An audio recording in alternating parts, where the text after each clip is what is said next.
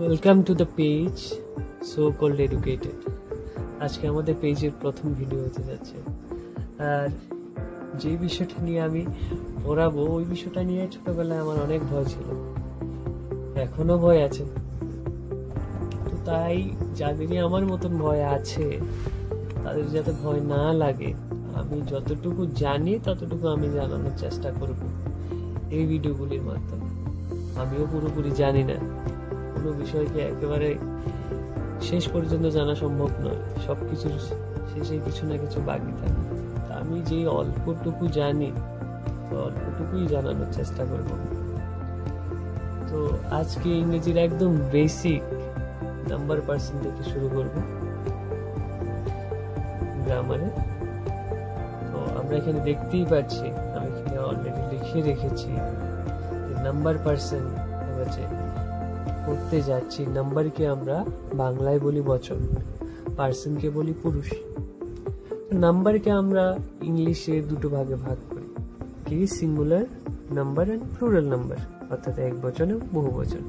আর পার্সনকে পুরুষ অর্থাৎ পুরুষকে তিনটে ভাগে ভাগ করি, কি ফার্স্ট পার্সন অর্থাৎ উত্তম পুরুষ, সেকেন্ড পার্সন মধ্যম পুরুষ, আর থার্ড পার্সন প্রথম পুরুষ। তো ফার্স্ট পার্সন সিঙ্গুলার নাম্বারে কে আছে আমরা দেখিনি, তো দেখছি আমি আছি, অর্থাৎ আই অর্থাৎ আমি। এটা হচ্ছে আমাদের ফার্স্ট পার্সন সিঙ্গুলার নাম্বার। তারপর আছে ফার্স্ট পার্সন প্লুরাল নাম্বার, যেটা হচ্ছে উই মানে আমরা। অর্থাৎ আই যখন অনেকের সাথে যুক্ত হলো, যখন আমরা বলি এটা আমার বাড়ি, যখন মা বাবা সবাইকে নিয়ে যখন পরিবার থাকে তখন কি বলি আমাদের বাড়ি। তো সেম ভাবে প্লুরালটা হচ্ছে এখানে উই হচ্ছে আমরা। ফার্স্ট পার্সনের পরে হলো সেকেন্ড পার্সন অর্থাৎ মধ্যম পুরুষ। সেকেন্ড পার্সনে কি আসবে, ইউ আসবে।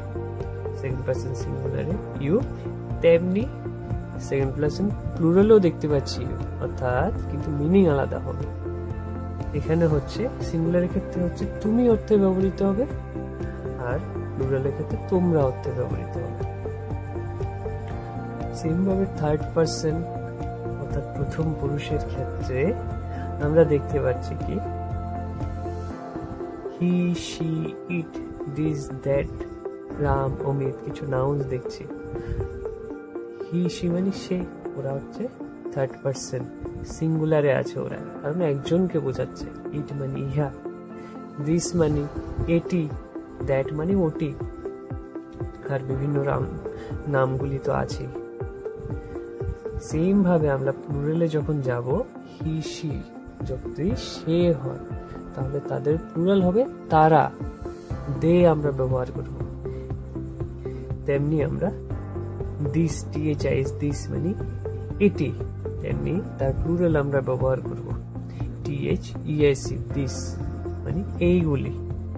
তেমনি আমরা দ্যাট এরও প্লুরাল ব্যবহার করব, যেমন দ্যাট আছে ওটি, তেমনি দ্যাট এর প্লুরাল হবে দোজ মানে ওইগুলি।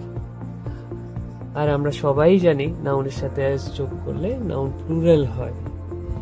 তেমনি রামের সাথে এস যোগ করে দিলাম, রাম প্রথমে একজন ছিল, এখানে রাম হয়ে গেল অনেকজন রাম, অর্থাৎ ক্লাসে 2-3 জনের নামও তো রাম হতে পারে। তখন আমরা বলবো রামস আর গোয়িং, রামস বলবো। যেমন রাস্তায় একটা কুকুর আছে, তখন আমরা ডগ বলছি। তেমনি রাস্তায় 3-4টা কুকুর আছে, তখন আমরা বলবো ডগস, ডগস আর বার্কিং। আর একটা কুকুর ডাকলে ডগ ইজ বার্কিং, অনেকগুলো কুকুর ডাকছে ডগস আর বার্কিং। এবার আমরা আসি, যেটাকে আমি গোল করে লিখেছি, ওটা হচ্ছে থার্ড পার্সন সিঙ্গুলার নাম্বার। আর আমরা সব সময় জানি থার্ড পার্সন সিঙ্গুলার নাম্বার, যেহেতু ওরা একদম পিওর সিঙ্গুলার, এই জন্য ওরা যখন সাবজেক্ট হিসাবে বসবে তখন ভার্বের সাথে এস বা ইএস যোগ করতে হবে। ওরা সাবজেক্ট হিসেবে বসলে কেন আমরা এস বা ইএস যোগ করব? এরা যদি সাবজেক্ট হিসেবে বসে, কোনো সেন্টেন্সের সাবজেক্টে যদি এদের মধ্যে কেউ বসে, তাহলে ভার্বের সাথে কি যোগ করতে হবে, এস অর ইএস যোগ করতে হবে। কেন? আমরা জানি ভার্বের সাথে এস বা ইএস যোগ করলে ভার্ব হয়ে যাবে সিঙ্গুলার। এটা একটু মাথায় রাখতে হবে। অর্থাৎ নাউনের সাথে যদি এস যুক্ত হয় নাউন হয়ে যাচ্ছে প্লুরাল। তো ভার্বের সাথে এস বা ইএস যুক্ত হলে ভার্ব হয়ে যাচ্ছে সিঙ্গুলার। এবার যেহেতু ওরা পিওর সিঙ্গুলার, আমরা বাড়িতে একজন অতিথি এলে ওকে এক থালি তো ভাত দিই, সেম ভাবে ওরা যেহেতু সিঙ্গুলার, ওরা একটাই ভার্ব নেবে, ভার্বকে সিঙ্গুলার হিসেবে নেবে, তখন তাদের সাথে এস বা ইএস যোগ করতে হবে। যেমন এখানে যদি আই থাকে, আমরা লিখছি আই ড্যাশ টু স্কুল। যদি আমাকে গো ভার্ব আর গোজ এর ভিতরে একটা বসাতে বলে, আমরা এখানে কোনটা বসাবো? অবশ্যই গো বসাবো। কিন্তু এখানে যদি হি থাকে বা রাম থাকে, তাহলে কিন্তু ব্যাপারটা আলাদা হয়ে যাবে। কেন আলাদা হবে? কারণ আমরা জানি এরা কারা, এরা থার্ড পারসন সিঙ্গুলার নাম্বার। তাই যখন এখানে গো বা গোজ অপশন দেওয়া থাকবে, তাহলে কি হবে? তাহলে অবশ্যই এখানে আমাদের গোজ বসাতে হবে, কারণ থার্ড পারসন সিঙ্গুলার নাম্বার থাকলে ভার্বের সাথে এস বা ইএস যোগ হয়।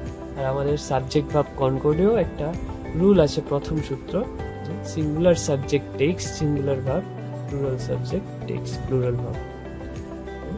এইভাবেই আমাদের নাম্বারিং পার্সনে আজকের ভিডিওটা এতটুকুই করলাম। আস্তে আস্তে আমরা এই পরের ধাপগুলো আলোচনা করতে করতে আস্তে আস্তে আমরা বাড়াবো। আজ আমার প্রথম ভিডিও, অনেক ভুল ত্রুটি থাকতে পারে, আর আমার পড়াতেও যদি ভুল ত্রুটি থাকে, কেউ আমার বড়রা যদি দেখে থাকে, আমার ছোটরাও যদি দেখে থাকে, অবশ্যই কমেন্ট করবে। Good night.